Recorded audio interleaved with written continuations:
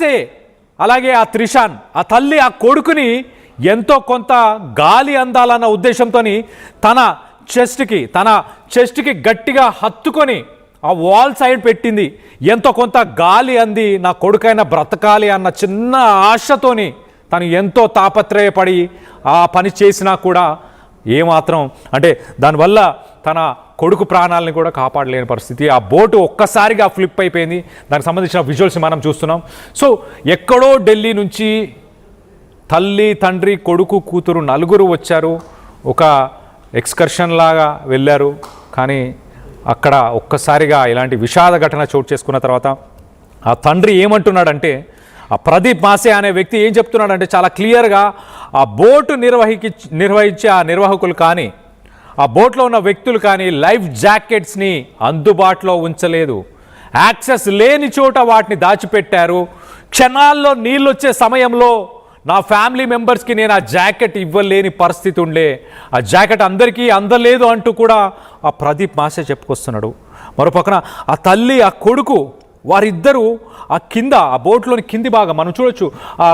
వాళ్ళ పైన ఒక ఫ్యాను, పక్కన ఉన్నదంతా గ్లాస్ ఏరియా. అంటే దాంట్లో వాటర్ వచ్చిన తర్వాత బయటికి ఇమీడియట్గా వెళ్ళదు. ఆ గ్లాస్ బ్రేక్ అయితే కానీ వెళ్ళదు. అలానే లోపడున్న ఈ వ్యక్తులు, ఈ తల్లి, ఈ కొడుకు కూడా వీళ్ళందరూ కూడా దాంట్లోనే ఇరుక్కుపోయారు, చిక్కుకుపోయారు. లైఫ్ జాకెట్స్ వేసుకున్నా కూడా లైఫ్ జాకెట్సే వాళ్ళ ప్రాణాలకి పాశంగా మారిపోయింది. ఆ లైఫ్ జాకెట్స్ వేసుకోవడం వల్ల వాటర్ వచ్చిన వెంటనే వాళ్ళంతా పైన ఉన్న వాల్కి ఒక్కసారిగా అతుక్కుపోయారు. బయటికి వెళ్ళలేని పరిస్థితి. ఆ లైఫ్ జాకెట్స్ లేకపోయినా ఈత వచ్చిన వాళ్ళు బయటకు వచ్చే పరిస్థితి ఉండేది. ఒక్కసారిగా అమాంతం తిరగబడిన తర్వాత ఆ తల్లి ఆ లాస్ట్ ఫ్యూ సెకండ్స్, కొన్ని క్షణాలు అని చెప్పొచ్చు, ఆ లాస్ట్ సెకండ్స్లో కూడా తన కొడుకుని ఎలాగైనా బతికించాలి, ఎట్టి పరిస్థితుల్లో బతికిచ్చే ప్రయత్నం చేద్దామంటూ తనని హత్తుకొని తనకి గాలి ఆడుతుందేమో, తనైనా బతుకుతాడేమో, కొడుకు త్రిషానైనా బతుకుతాడేమో అన్న ఉద్దేశంతో ఆమె ఆ లాస్ట్ ఫ్యూ సెకండ్స్లో కూడా ప్రొటెక్ట్ చేసే ప్రయత్నం చేసింది. ఒక షీల్డ్ లాగా ఆ కొడుకుని అడ్డుకునే ఆ కొడుకుకి ఆ డెస్పరేట్ ఎఫర్ట్ అని చెప్పొచ్చు. దాని తర్వాత ఒక్కసారిగా రెస్క్యూ ఆఫీషియల్స్ ఆ బోటు తిరగబడిపోయిన తర్వాత నెక్స్ట్ రోజు ఉదయం ఆ బోటుని వెలికి తీసే సమయంలో చూస్తే ఫస్ట్ రెస్పాండర్స్ అంటే రెస్క్యూ ఆఫీషియల్స్ ఎవరైతే మొదటగా వెళ్ళి దాన్ని వెనకకి బోట్ని పూర్తిగా తిప్పే ప్రయత్నం చేశారో ఒక్కసారిగా ఈ తల్లి ఆ కొడుకు ఇద్దరు అలానే హక్ చేసుకొని ఉన్న ఆ విజువల్స్ని చూసి ఆ రెస్క్యూ ఆఫీషియల్స్ కూడా కంగు తిన్నారు, షాక్కి గురైపోయారు. అసలు పీడబ్ల్యూడి మినిస్టర్, మధ్యప్రదేశ్కి సంబంధించిన పీడబ్ల్యూడి మినిస్టరు రాకేష్ సింగ్ ఆయన ఆ ఘటనా స్థలానికి చేరుకున్న తర్వాత ఆ తల్లి ఉన్న ఆ కొడుకుకి సంబంధించిన ఆ విజువల్ని ఆయన కళ్ళతోని చూసి తట్టుకోలేక కన్నీరు గార్చాడంటే అర్థం చేసుకోండి ఎంతగా అక్కడున్న వ్యక్తులని వాళ్ళందరినీ ఎంతగా కలిచివేసింది. ఆ మునిగిపోతున్న పడవకు సంబంధించిన విజువల్స్ని మనం చూస్తున్నాం. బలమైన గాలులు వీస్తున్నాయి. ఒక 40 నుంచి 50 కిలోమీటర్లకి సంబంధించిన గాలులు వీస్తున్నాయి. అప్రమత్తంగా ఉండాలంటూ ఇటు వాతావరణ శాఖకు సంబంధించిన అధికారులు ఎంత చెప్పినా కూడా వినకుండా ఆ బోటుని సరైన సేఫ్టీ నార్మ్స్ మెజర్స్ పాటించకుండా వెళ్ళడంతో ఒక్కసారిగా మునిగిపోయింది. మనం చూడొచ్చు ఆ విజువల్లో. అసలు అక్కడ ఏమీ కనిపించట్లేదు. మరొక బోట్ అక్కడికి చేరుకొని అక్కడున్న మిగతా ఆ ప్రయాణికులకి ఎంతో కొంత వాళ్ళని సేఫ్టీకి తీసుకొద్దామని ప్రయత్నం చేసిన చూడొచ్చు. మన విజువల్స్ చూడండి ఎంత గాలి వీస్తుందో, ఎంత పెద్ద అలలు వస్తున్నాయో.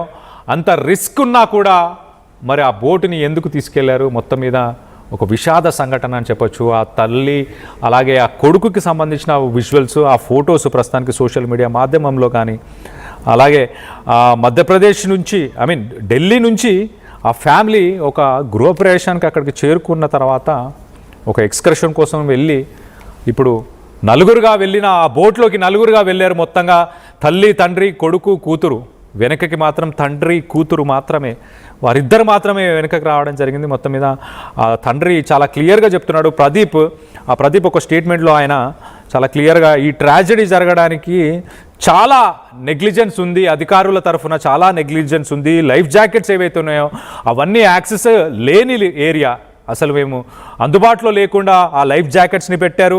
అలాగే లాస్ట్ మినిట్లో నా ఫ్యామిలీ మెంబర్స్కి కొన్ని సెకండ్ల ముందు వాళ్ళకి ఆ లైఫ్ జాకెట్స్ ఇచ్చే ప్రయత్నం చేశానంటూ ఒక వీడియోలో మనం చూడొచ్చు. ఆ బోట్లోకి నీళ్లు పూర్తిగా ఒక్కసారిగా చేరుకున్న ఆ విజువల్స్ని కూడా చూస్తున్నాం.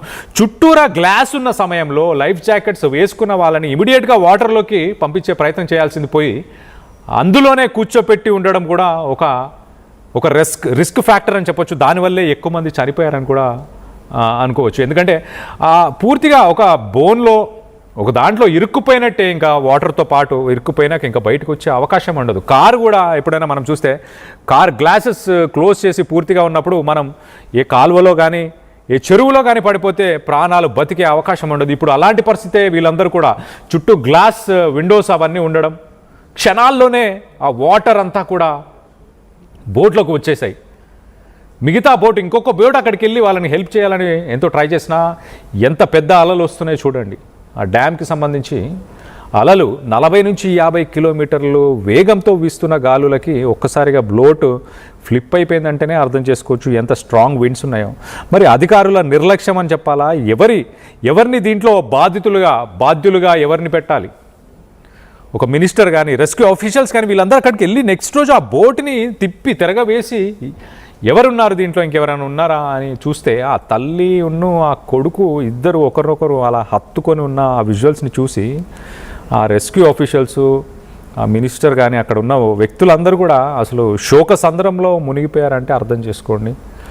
జబల్పూర్ ఈ క్రూజ్ బోట్కి సంబంధించిన ఇన్సిడెంట్లో ఎవరిని దోషులుగా మీరు భావిస్తున్నారు అనేది కింద కామెంట్ రూపంలో తెలియపరచండి. అలాగే ఒక్కసారి ఆ విజువల్స్ని కూడా ఒక్కసారి మనం చూసే ప్రయత్నం చేద్దాం. చూడండి, ఆ చివరి క్షణాల్లో కూడా తల్లి కొడుకుని అమాంతం అలానే పట్టుకొని ఉంది. తన కొడుకు అంటే ఎంత ఇష్టమో చూడండి.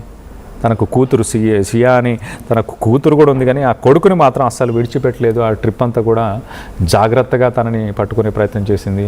సిబ్బంది అంతా ఉండి కూడా సేఫ్టీ నార్మ్స్ని ఎందుకు పాటించలేదు? అసలు బోటు ఎక్కాలి అన్నప్పుడు ప్రతి ఒక్కరూ లైఫ్ జాకెట్ని ధరించాల్సిన అవసరం ఖచ్చితంగా ఉంటుంది. ఎవరికి ఈత వచ్చినా కూడా రాకపోయినా కూడా లైఫ్ జాకెట్ని ప్రతి ఒక్కరూ ధరించాల్సిన రూల్. ఎస్పెషల్లీ ఇలాంటి గవర్నమెంట్కి సంబంధించిన బోట్ ట్రిప్స్ కానీ గవర్నమెంట్ లొకేషన్స్లో కానీ ప్రైవేట్ అయినా కూడా ఎక్కడైనా life jacket is a mandatory thing. అలాంటిది మరి ఆ చివరి క్షణాల దాకా మనం ఆ విజువల్లో చూడొచ్చు. ఒక్కసారి ఆ బోటు మునిగిపోతున్న ఆ నీళ్ళు వస్తున్న